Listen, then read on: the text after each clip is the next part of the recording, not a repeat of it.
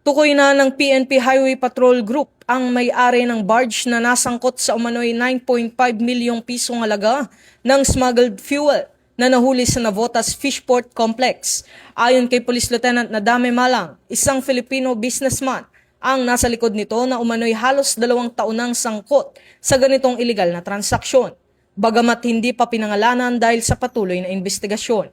Naaresto ang kapitan ng barge at walang tauhan matapos maaktuhang tumatanggap ng fuel mula sa isang truck sa Pier 5, Market 3 noong ika-7 ng Abril.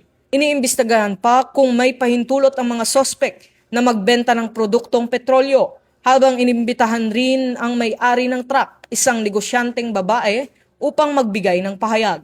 Nahaharap ang siyam na naaresto sa paglabag sa Presidential Decree No. 1865 habang nasa kustodiya pa ng HPG ang barge at ang truck. Ito ang bagong PNP para sa bagong Pilipinas. Serbisyong mabilis, tapat at nararamdaman.